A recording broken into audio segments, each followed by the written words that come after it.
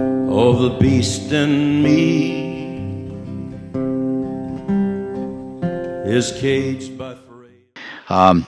As a person, I'm very interested in both integrative psychology and psychoanalytic theory and practice, and integrative spirituality. And so, my next presentation, I'll try to put the other hat on and try to talk about what I think are the spiritual implications of what we are talking about during our time together. So I want to just begin. I want to in the beginning of this Facing the Dragon book, I have a brief section in there in which I talk about the forerunners in psychoanalytic theory and their insights into dragon energy, as I call it. And what I want to do in this first part is just to share with you a little more deeply about that, to give you some pegs on which you can understand the psychology of this.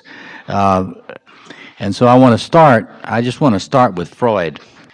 It's been real popular for people to sort of dismiss Freud, say Freud is outdated. And I've come to a fresh appreciation of Freud. And I've begun to realize that, when Freud was talking about the id, in his language, in German, it wasn't id, it was it. It was it. So that was a cute English translation that really confused people. It actually confused people. And I came to realize that what I had been discovering and coming to in my own theoretical development, I call my own theory structural psychoanalysis, and I'm trying to understand the structure of both the what we call the great code that's in you for your personality's potential. Jung called that the archetypal self. And I'm trying to understand the major structures in that are not personal, that affect us all. And that's what a lot of my work has been. My work, some of you have some familiarity with my work, and it's simply building on a lot of that. But I'm trying to do what if you're interested in, if some of you probably have some interest in theory, I call myself a neo-Jungian, meaning I'm not a classical Jungian. I don't believe that Jung's work is the Black Bible and so on. I'm not a post-Jungian, though. I'm trying to update what he, James Hillman is a post-Jungian, and a lot of other people are post-Jungians. But in any case, what I've discovered, though, in my work is that I actually, there's some, I'm kind of neo-Freudian, too, in the sense that what I've discovered is that there really is an it in your personality, just like Freud said. And it is not I. The I, his word for ego that we say in English was not ego at all. It was ich, the I. It is so in his theory in German, it's the it, the I, and the over I. And so now, what was the it in Freud's take? And let's just stay with Mr. Freud here. What does he think is going on with you? Well, he thinks there is this enormously powerful it in you that wants what it wants. It has got an agenda. And it's extremely adamant and powerful in pushing for its agenda. And it is so good at getting what it wants a lot of the time that it pushes you, we would say, compulsively. A lot of the things you think you choose to do, it's actually choosing. It's determining. And what is your I, your ego, doing? Your ego is making up rationalizations about why you did that. Your ego, and this is where Freud came up with the idea of defense mechanisms. And everybody's kind of wondering, why does he call it ego defense mechanisms? You know, because it's defense. Defense against what? Here's the shorthand version, folks. He felt that the I makes up an interpretation of why it's doing what it's doing in order not to know that the it is calling the shots. Now, based on what I have been learning in my most recent work, he's right about this. He's right about this. A lot more of what you do is determined by that great thing in you than you think. And so if you're using Freud as a teacher, one of the things you'd want to do is, I wonder what its agenda is in me. And I wonder how it's expressing itself, and I'm coming up with for example, give you an example of me. I can come up with great rationalizations for why I am a workaholic. I mean, you ask, I can give you a, PhD version of why I'm doing all this. But the truth is that the it is dominating me on that. And my I rationalizes, which is a defense mechanism. But my I also, somebody said last night in one of your insights, my I also wants to keep my knowing, keep me from knowing how my compulsion is harming my relationships. Do you follow me? So, in other words, the I is actually helping me lie to myself about what's going on with me. And are you kind of get what I'm talking about there? Okay, so that is fundamental Freud. And it wants to get into the world. It wants to get into life. It wants to get into expression. It does not want to be ignored. I'm going to get there. And this collusion? Excuse me? And this collusion between the I... The I doesn't mean to be colluding. The I doesn't want to know how big this thing is that it's dealing with. The I is in a delusional innocence. That's fundamental Freud. The I is in a delusional naivete. Okay, now we've got the it and we've got the I. The key thing to learn from Freud is don't trust your I, because your I is lying to you. And you want to work to try to get your I better at seeing truth, but don't get too perfectionistic about it, because it's an inveterate liar. And, okay, but we've got over-I, the superego, Über-Ich. According to Freud, this it is not stupid. It's actually extremely smart. It's actually a hell of a lot smarter than you are. And it's cunning. And if you wanted to be a reductionistic evolutionary psychologist, which is very popular today, you'd say, it's been practicing a long time. And you haven't. See? And so you talk about trickster. This thing is cunning. And it has thousands of years, even back into pre-human history. You got a lot of pre-human history in you. There's a reptile in you that's still there. just purely scientifically speaking. And so this thing is very smart, and therefore it knows how to read environments. And so if it does not think it can get its way,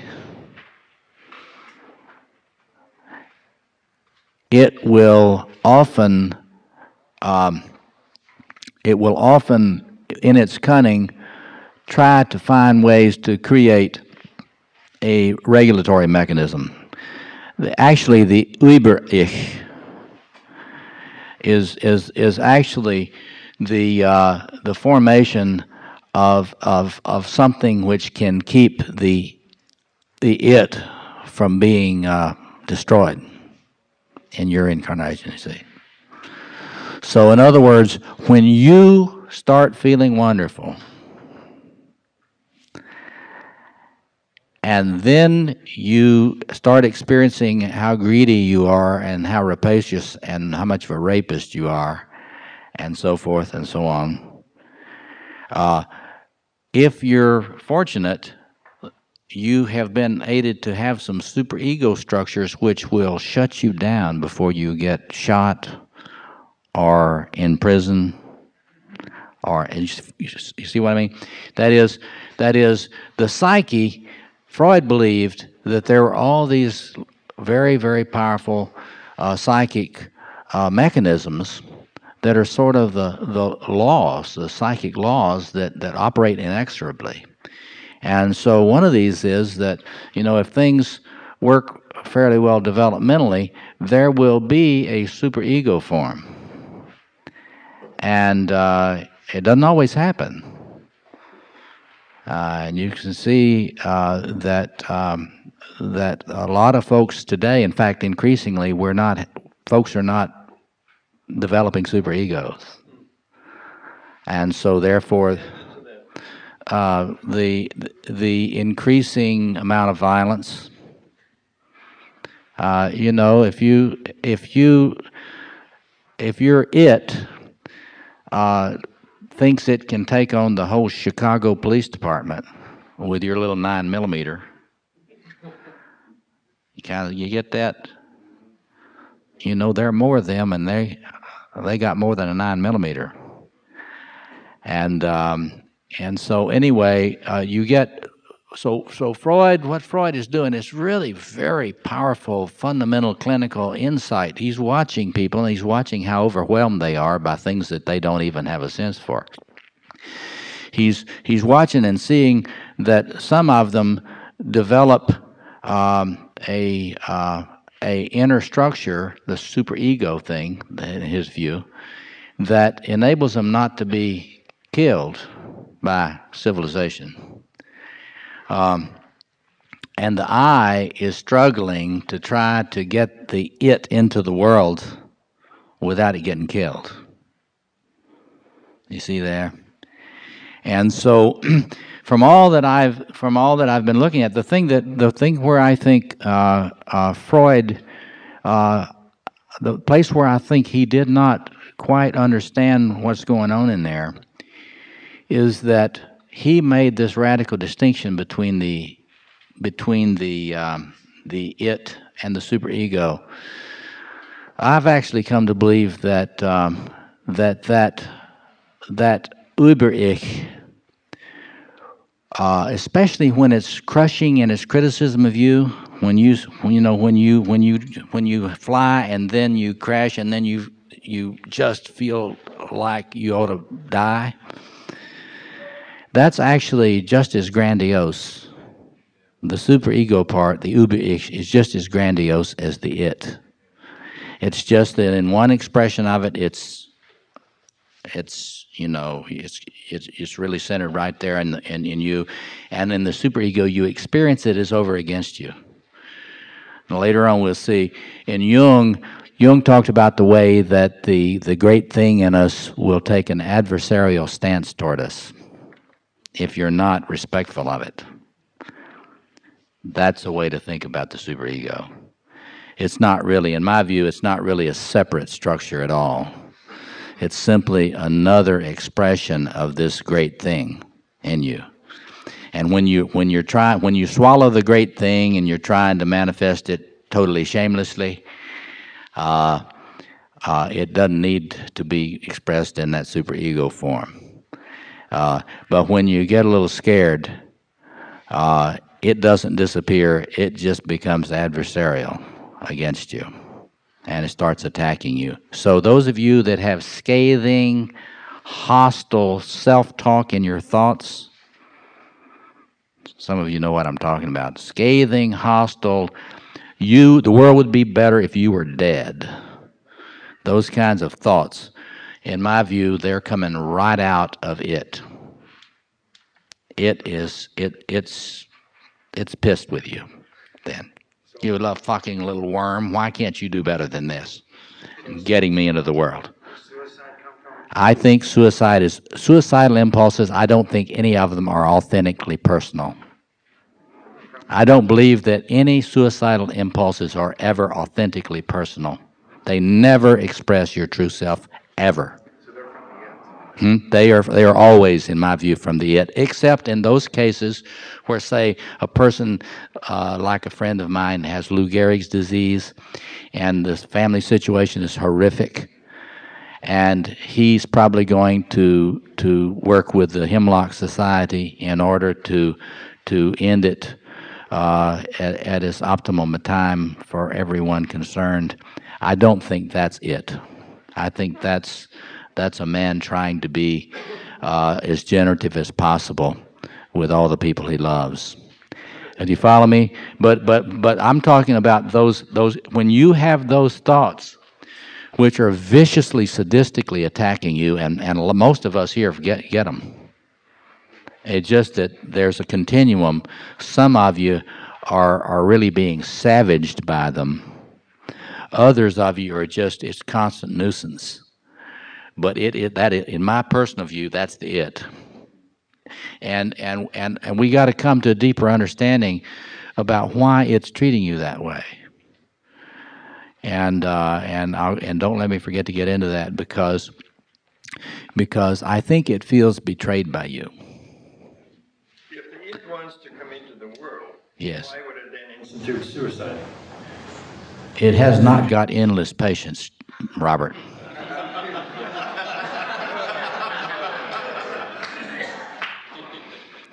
In other words, Jung was. I'll get to Jung in a minute, but he thought the Hebrew God in the Old Testament was a more adequate treatment of the way the it really is than the New Testament stuff.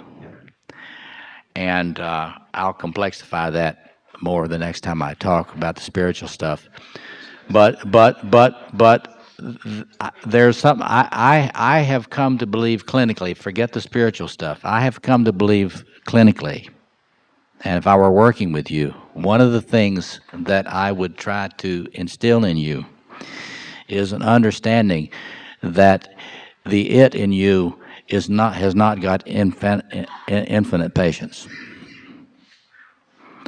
It is serious. And if you want to go the worm route, it will hate your ass, and it will not rescue you. It will crush you. And there is enormous evidence for this. I mean, enormous evidence.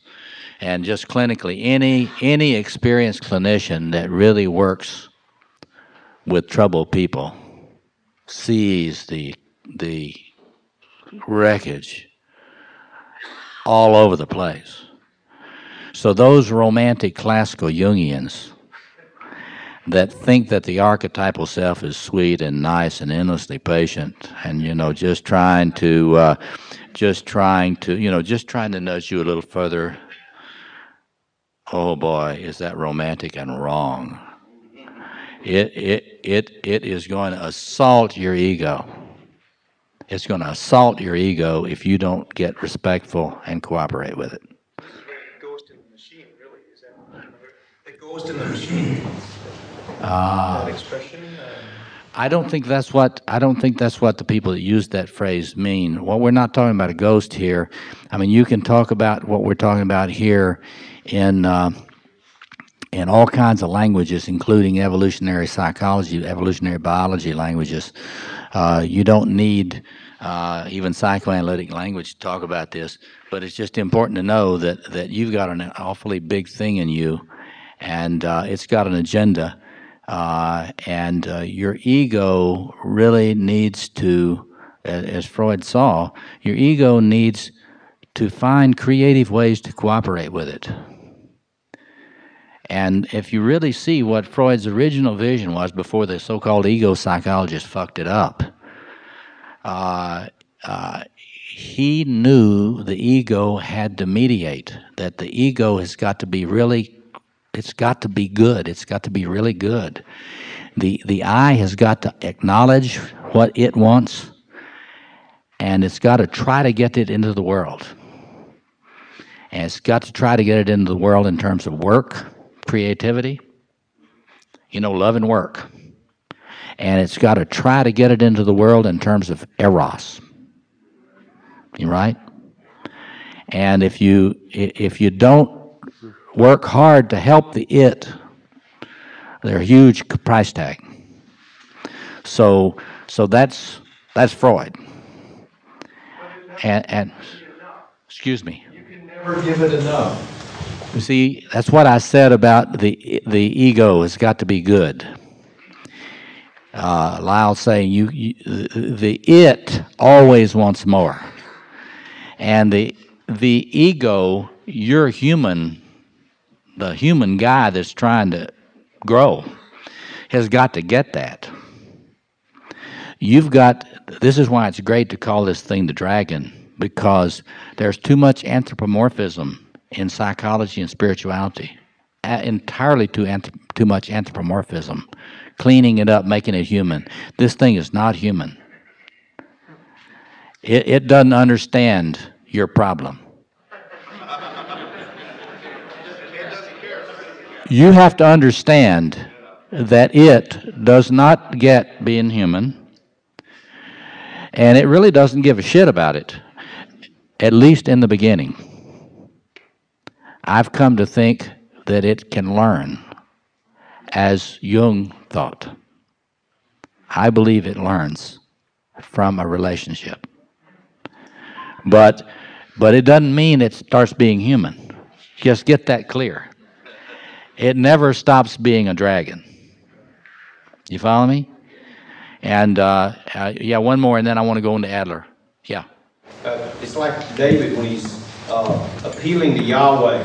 He says, "Remember, Lord, that Thou art divine, and I am but a mere mortal." There it is. There it is. And when I'm working with people on relating to it, I actually try to get them to get that into their actual articulations to it. And to when we say push back against it, it's not pushing back in a smart-ass way. You don't ever want to be smart-ass with this big thing in you. But you got to say, I'm human, and I'm trying to be human. And you have to just understand I'm going to be human. And we'll get later to other things that I think you need to say to it. But What does it want from any individual person? It wants different things from the different people. How does it know which one to go it with? wants totality, everything.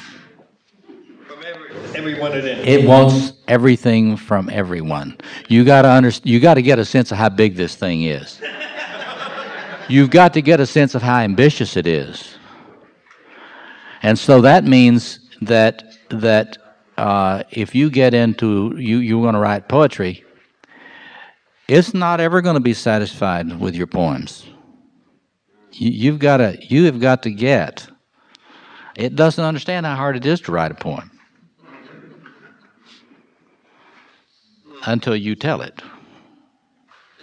Wholeness? Excuse me? Contextually, does it does it, or does It's that totally committed to wholeness. But you have to understand, not in the romantic New Age sense of that. It means get the fuck out of the way so I can manifest in my fullness. This has to do with addictions. Like when you think about the terms of addictions, this is what's behind the This is the driver of all addiction. when there's not enough whiskey in Texas. Or Kentucky. You got it. You're reading me. This is the genius of Freud. He saw this, and you know what the Freudians have thrown away? They don't, the most Freudians today, people out of that tradition, don't get it. They don't get that how right he was about this. Only a few really classical that really know, who really appreciate Freud, really get this. Now Adler, let me go briefly through Adler. You know, I was trained as an Adlerian analyst before I became a Jungian analyst. And Adler didn't like, you know, he wasn't as much of an intellectual as Freud. But he had an incredibly wonderful, what I like to call, you know, bullshit indicator. I mean, he was fantastic at clinically just seeing what people are up to. And in his thought, he's always watching how you're moving, and he's watching what you're up to. He's watching what you're doing in the world, not what you're saying, you know. And Adler came to believe that, and he thought he was totally on the different thing than Freud. That's the interesting thing about tribalism, you know. You really think you've got a new product, you know, and really that all of what Freud said was wrong, and now I really. But anyway, he said, you know what? It's at the heart of all psychopathology. Psychopathology. What, Adler's view, what is at the heart of all psychopathology? It's a bogus claim of superiority and entitlement. An unconscious, largely unconscious, bogus claim to entitlement and superiority, one that enables me to live without cooperation and without care for anyone else, and enables me to organize my world vertically instead of on a basis of being with. So when Adler would meet you, he would determine quickly how much your world is organized vertically in terms of status. And the more you were preoccupied by, you know, Lord, which one of us will be first among you? Then Adler, that's crazier. You're crazier. No, that's fundamental. This is fundamental Adler. If you want to look at Adler, look at these two wonderful books by Heinz and Rowena Ansbacher, just called The Individual Psychology of Alfred Adler and Superiority and Social Interest. In two books, you get the heart of Adler. But this is his primal insight that really crazy people organize their world vertically, and they have an unconscious sense of superiority, which comes out in your own idiosyncratic way. I mean, you know, everybody's got their version. But behind all of our inferiority feelings, he says, beneath every inferiority complex is always a superiority complex. Now, he didn't identify that with the id. What the hell is that? You know, he didn't get that that's the it that Freud was talking about. But he saw it. And so if he were working with you, he would try to work with you and try to figure out where that hidden claim to a bogus immature, non-cooperative entitlement, where that is, how it's built into the way you think about everything, and what it's doing in your relationships. Then he would try to help you understand the way you're thinking and the way it's helping you keep that commitment to that bogus superiority. And after he got you to the point that you could admit that and work toward being more cooperative and expressing more social interest, you can say love, being more loving, then as far as Adler was concerned, you're cured.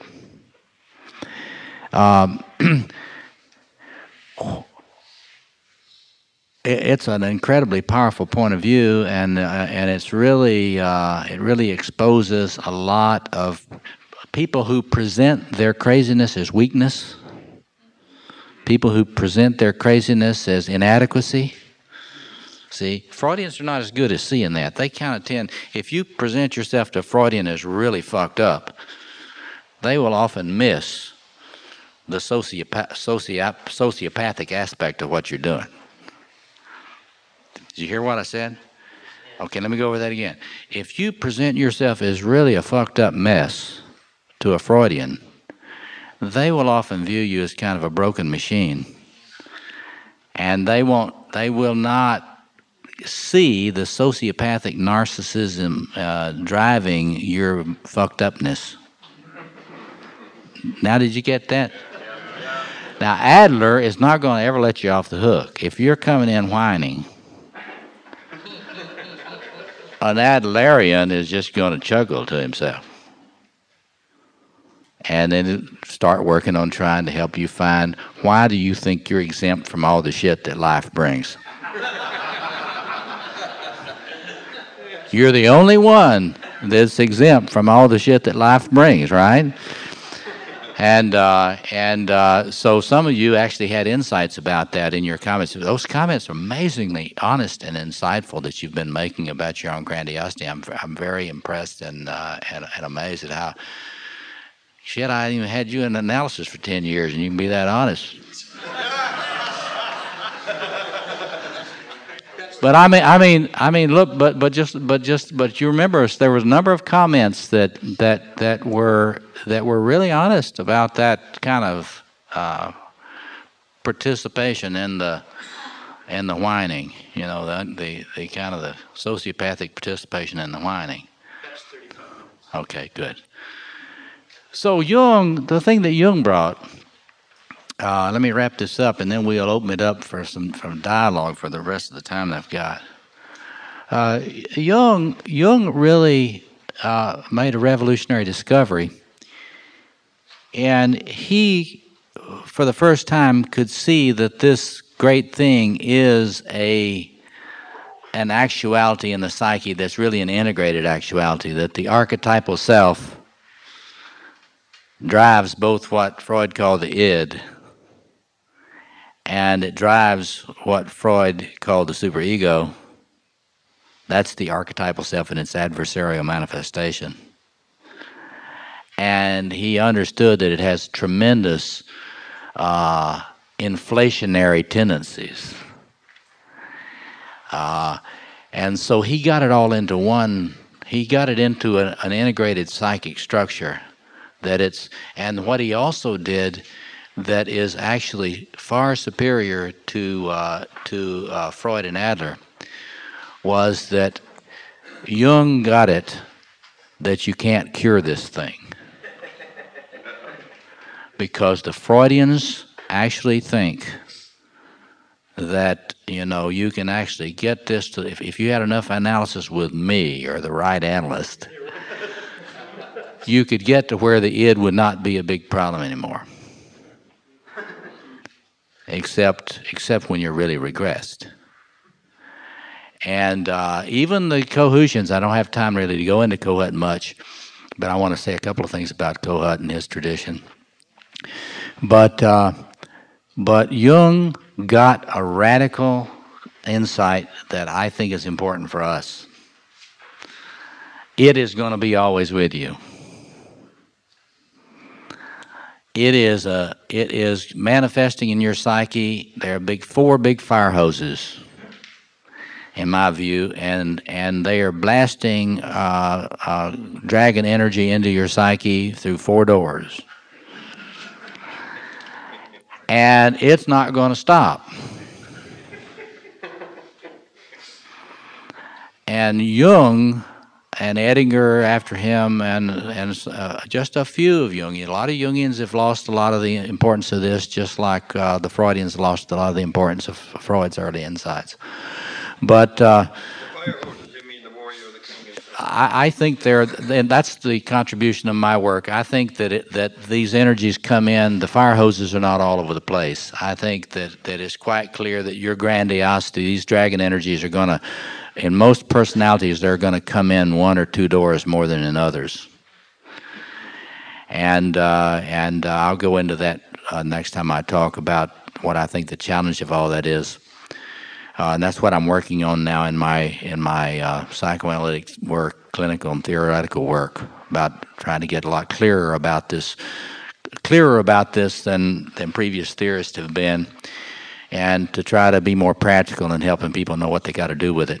But I think it's radically important that you know that it doesn't go away, it doesn't become human, it's always going to want more. Jung and Edinger knew another important thing is you want to get clear that it's there, you want to be very respectful, you want to try to form a relationship with it. That's all absolutely right. The only thing I think, the great Kohut, which I'll have hopefully a chance to talk to some of you, those of you that are interested in this stuff at more depth in other places. Kohut raised the ante, he raised the bar in terms of sensitivity to this energy. Because a lot of Jungians will use the word inflation, and if you come in and you're feeling good, they'll see you as inflated, and they'll see that as something you ought to get over. And that's really foolish. You're not going to get, that shows they don't understand what the archetypal self is. You're not going to get over it. The issue, Kohut and those people learned, they taught us, the key is regulating this energy. Like they were really the first ones, and only a few of them, but Arnold Goldberg is a really wonderful follower of Heinz Kohut. Because most psychoanalysts, even to this day, and this would include those in that school, they have a fantasy that they've been analyzed and now they don't have it anymore.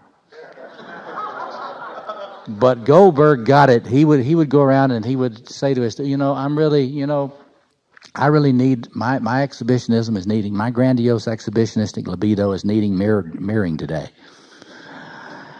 And I'm really not feeling acknowledged and seen enough. And he would put that on the table. And this is actually a kind of a revolutionary move in befriending this dragon. Because if you can't say that, if you don't know how hungry you are for attention, this thing is real unconscious in you and it's really fucking with you. So you need to understand that this thing in you, it really wants a lot of attention. And it's going to do everything it can to get it. And so Kohut really moved us to a new place of empathy with that. And for the first time in analysis, and hopefully we don't lose this genius contribution of Kohut, that we don't lose what he gave us, that the appropriate attitude of a healer to that thing in you that wants to be seen and celebrated is empathy. And the task ought to be try to get it a hearing and try to get it into the world. And so for example, if I'm working with you, and I never doubt that that's in you, and it's wanting to be seen. And my job is to figure out what's happening to it now. What's happening to that great thing in you, because you are relating to it in some way, unconsciously or consciously. And the important thing is to help a person. I call the task optimizing, and I want to shut up. But the goal in psychoanalysis, in integrative psychoanalysis or psychotherapy, integrative psychotherapy, is to do whatever you can to help a person become aware of this thing and get into a more creative relationship with it, a more of a partnership with it. That is the hope for their optimization. Any other tactic is doomed to failure. Any other approach is doomed to failure. And I think if you think about it, you'll see why I would say that. Any fantasy that you're going to do away with it and cure it is a total joke. You can medicate it down. You can medicate somebody into a stupor, but it just makes them incapable of being who they could be. You follow me? And you can't behavior therapy them out of it. You can't cognitively therapy them out of it. The only real legitimate goal, in my view, for integrative psychotherapy or psychoanalysis is to help somebody become aware of it, try to put out the feelers to it, try to be respectful, and try to go slow. And we'll talk about that. But in summary, yeah. With their greater care for children and the greater lovingness, do they have a smaller dragon than the men? Absolutely not. Absolutely not. No, just because I purposefully in these first five, the first five books on the masculine manifestation, the archetypal energies, I think that men are more likely to kill you, and we're bringing a lot of devastation into the world. But female grandiosity is just as huge. It simply manifests differently at different times in life. It's a different life cycle pattern on it, but we need to have empathy for all people struggling with this. The appropriate attitude is never condemnation, never judgmental attitudes. And if you find yourself being judgmental toward exhibitionistic, arrogant people, you just don't understand, because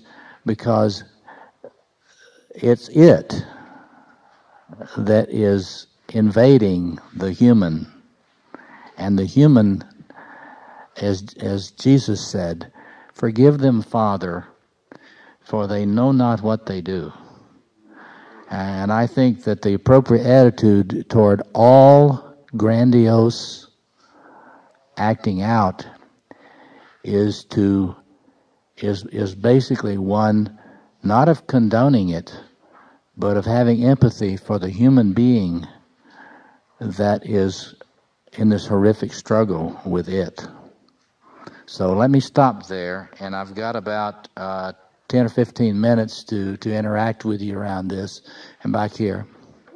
Thank you. Thank you. Thank you. Thank you. Thank you. Thank you. Yeah. So the sense I get with the dragon energy on the masculine side is that it wants to penetrate. Yes. Wants to penetrate. And if I incarnate in you. It wants to penetrate and incarnate in you. And that if I don't develop, if there's not a proper relationship if there's not a proper relationship developed, then the tendency is it will devour. It's going to penetrate you anyway. Yeah.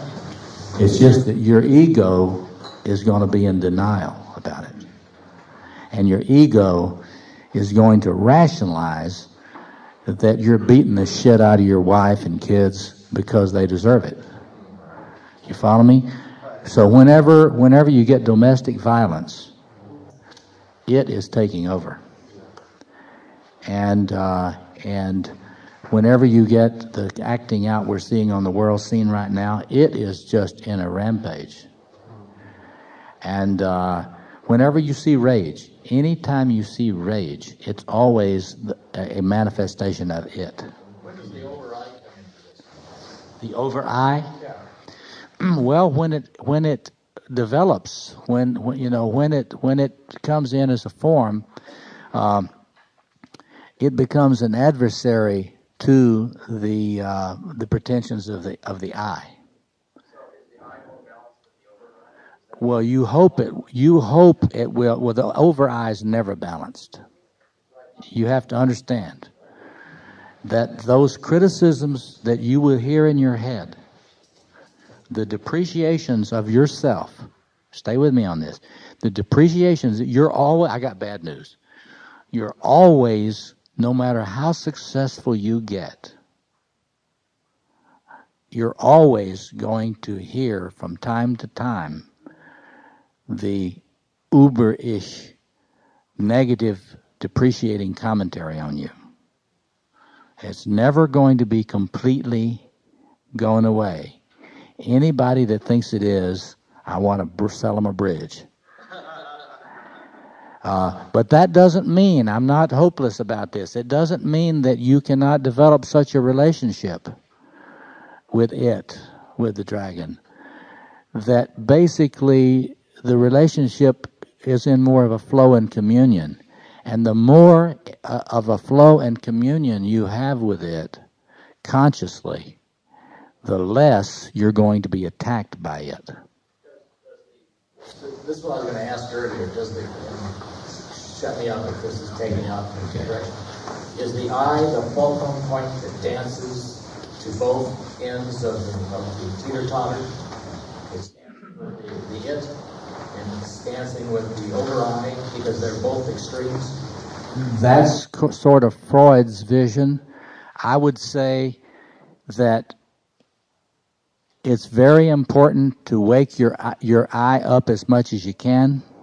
And that's what all attempts at personal spiritual growth ought to be about. Being more and more awake about all this. And, but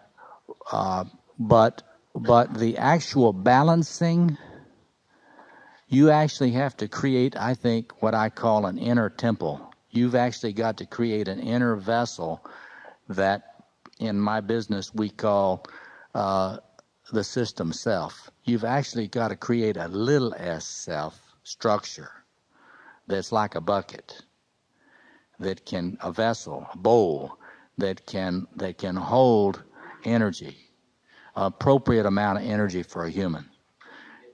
That's right. And the ego has to be participating in the architecture and the construction project, but it is not the ego that's being built. There's actually a structure in you, in your system, that you're trying to build. And so if I were working with you, I would be really upfront with you. We need to assess how your system self is doing. And what do we need to do to make it stronger? That'd be the first thing I would cut to. Then I would never get to the idea that you're ever going to have a time when those fire hoses are going to turn off. And that's where the spirituality comes in, and I'll talk about that next time. Yeah, right down here. In recovery, there's a lot of experience with the dragon. Huge. And when you say, cunning, I was thinking of cunning, baffling, powerful, so it's right there. Now, but their approach is different, and this is probably very important in terms of it, because you really do have to kind of come into contact and with the dragon and acknowledge it. But there's a stress on the spiritual side of things. Well, that's absolutely. Next time I talk, I'll emphasize why I believe that's accurate and why that's necessary. I'm teaching now. I'm teaching psychiatrists and psychologists and social workers and so forth. Why, if they do not form a partnership with spiritual communities and spiritual traditions, that they are grandiose as hell. And because secular therapies cannot fix this problem. It's not possible structurally to fix it, and I'll try to explain why next time I talk. But I've got to go. Yep. Okay. I experience this when sometimes when talking to my wife, and I don't feel she's hearing me, and I start yelling, getting louder. I'm yelling at her. You're not listening to me. And that's not you talking. Yeah, and I see this, and the more she says I'm listening, the more I yell, you're not listening, and this feeling like, and the only thing that I've been able to go to with that is to be silent and say, I can't talk right now. I need my space. I want my cave, whatever, you know. And yet disconnecting at that point is a good idea, because what, and this is a problem we've all got, what he's just talking about.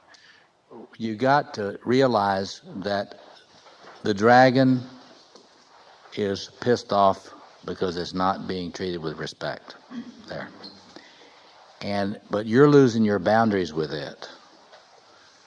And so you need to go away and work on your relationship with the dragon before you come back to your spouse.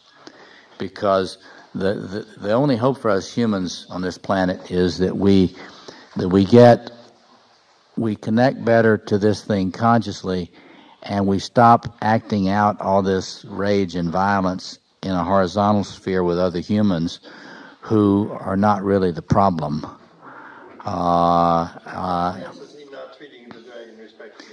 Well, and it's not, we all, look, there's something that's very important practically to get. This thing comes in from behind your eyes. You do not see it coming. You need to understand, when the dragon comes up from behind, it's like in the movie Dune.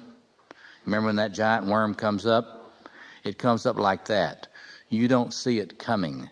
There's no signpost that says up here, like when you look through a camera and you got those little things up there that tell you what's going on. There's nothing on your lens that says, getting close to the enantiodromia point, getting close to the enantiodromia point, you're going to go over the edge now. There's nothing.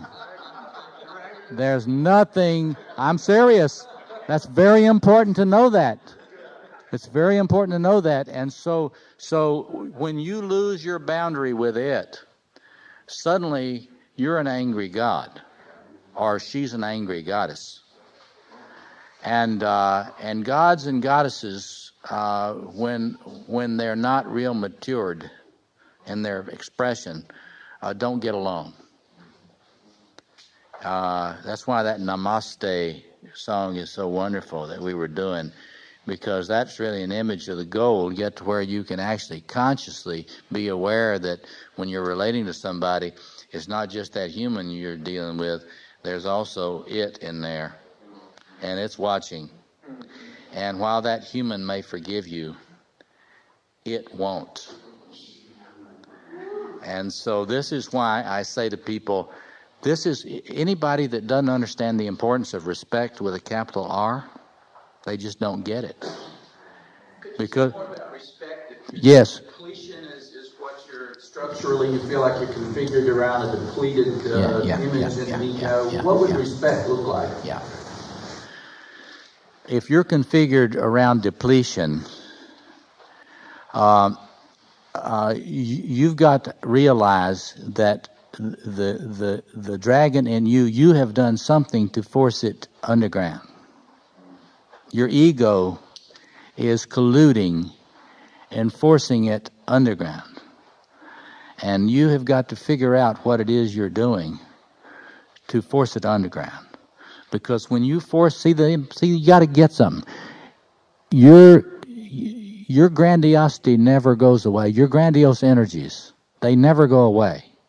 If you're not feeling them, they're in there. And you have to ask the question, where are they going? They may be going on to your wife. They may be going on to your boss. They may be going on to Robert. They may be going on to your corporation. But they're going somewhere, and that's what we call an idealizing projection or transference. You need to track your idealizations, because if you are feeling flat and low and depressed, I will guarantee you are giving away in a displacement. You're displacing your own experience, and you're dissociating. You're dissociating your own experience of those God energies in you. So you've got to do some detective work. And that's the challenge. Yeah, back here on the back. I'm wondering about if you could respond to how the dragon relates to discipline and laziness. I've noticed a few older men have talked about some of the kids these days have represent some perhaps laziness because maybe they didn't have, they have too much. And I was wondering if you could respond to that. Yeah. In my view, each quadrant of the psyche has its own manifestations of grandiosity, and they don't look alike at all. What you're describing, laziness, is a lover grandiosity.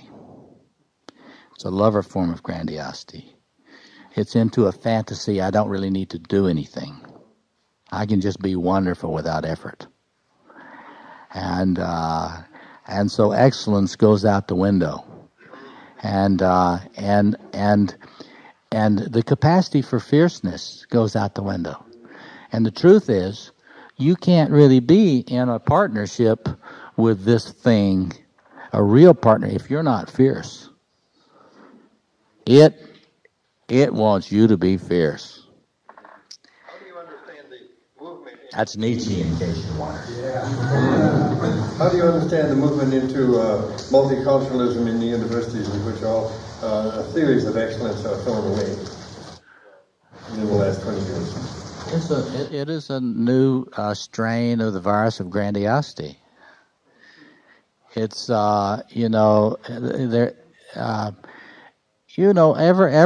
every tribal strain of grandiosity is pushing a truth. So don't assume that a grandiose manifestation is not carrying a truth, because it usually is. And so multiculturalism, it's a kind of, in a sense, it's kind of what I would call a royal grandiosity. A kind of a royal grandiosity. It's a certain form of king or queen grandiosity. That is to say, in a royal grandiosity, you're not into competition. There's enough for everyone. And every sheep, every single pearl, every single sheep, has to be given its own individual valuation, which is its and its alone. Now, you have to think about how that's a royal grandiosity, because postmodernism and a lot of the multiculturalism really pushes a certain form of incredible narcissism. It can't come up with a critique of narcissism. My narcissism, my tribe, my race, my class, my national background, my sexual preference. Everything is about my social location. And shut the fuck up. You can't offer me anything. You cannot offer, you're a heterosexual, you cannot offer me, I'm gay, you cannot tell me anything. Or just the vice versa. I'm heterosexual and you gay people are only pathological, you have nothing to offer me. You see that? You see the grandiosity in that? Because it in a funny way, it sort of nukes the commonwealth. It sort of nukes the community. And that's what happens in organizations where that takes over. I mean, it breaks bonds. But that doesn't mean that they're not right about something. They're right about the value of the particular. Does the dragon have a weakness for shame? Because I'm thinking, the first thought I had when you said this professor comes in the class and tells him what he's feeling or he's reading today, I'm thinking, wow, that could be a seriously dangerous thing, because he could, a lot of people could have, oh shit, and shame him. And it seems a lot of the examples of the dragon getting violent is when the shame comes in. Yeah. You're right. You're right. See, if Goldberg did not know what he was doing, and if he had not really worked on befriending what I call befriending his own grandiose exhibitionistic self, then he would be in danger of being shamed. But if you've done your work with your own dragon energy, it's a lot harder to shame you. It's a lot harder to shame you, because shame is what you're going to feel when it's going to express. It will express its presence in shame when it is not seen, acknowledged with empathy, and even celebrated. So anytime you have shame, see, these Cohoutians say that the underside of narcissism is shame. And they're right, but the important thing to know is that anytime you feel shame, it simply means that you've got to do a better job of being empathic and relating to it, because it is vulnerable. I have learned recently, working with people on this, and this is important. You're really getting on something very interesting, and that is, it is very vulnerable. It is very vulnerable to being discounted, not seen. It hates being not seen. I actually have come to believe it has a longing, that a lot of your longings are really its longings. It longs to be acknowledged. And that's a different picture of just than the really, killer Thor part, or the Incredible Hulk part, The Incredible Hulk thing comes up when it is not acknowledged in reactivity. So I've come to think that in the people I work with, that there is a being in there who is really longing and very vulnerable to slight. So I think that you're onto something there. Yeah, back here. Yeah. There's some room here for irreverence, because I really think you have to say also, or admit, that the dragon really doesn't respect that much. It doesn't really respect your respect. It thinks it appreciates it, and maybe it's not loves human. Let's be clear. You can't really curb the dragon's it's not human. Yeah. But see, you got to actually see this clinically to make a statement like that. And I actually see the way it relates to people. I see it change when they are respectful. It does not mean that it's ever going to get to be buddies. To where you're ever going to be buddy with or anything like that. And it's always going to be pressing its agenda. And in that sense. But in relationships, you notice that the dragon gets shaken loose when the other spouse gets some kind of nifty irreverence that just gets it right, and suddenly you're actually relieved of it. There's ways in which you actually get shaken out of it by something humorous. What is your relieved of? What do you relieved of? Well, there's a way in which you can kind of take yourself too seriously, in line with what I think the man in front of me was kind of talking about. But there are times when you actually get out of it. I just don't want to forget. That's sort of the irreverence of the spouse that actually oftentimes shakes it off. Well, humor and prayer. Humor and prayer are your big tools to deal with this stuff. And humor can, why is the laughing Buddha the laughing Buddha? I mean, it's like if you really get into that Buddha nature, you better be able to laugh. So there's something to that. We're out of time here. I've gone over. We need to stop here, and we can come back to this when I talk more about the spiritual implication of this. Sorry, Craig. Thank you very much.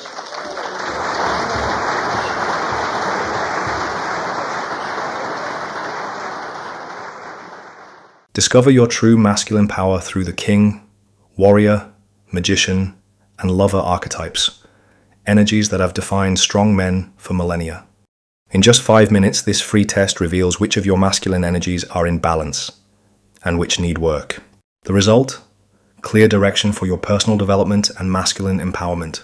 Thousands of men have gained insights to reshape their lives. Why not you? Take the Masculine Energy Indicator test now at masculinetest.com.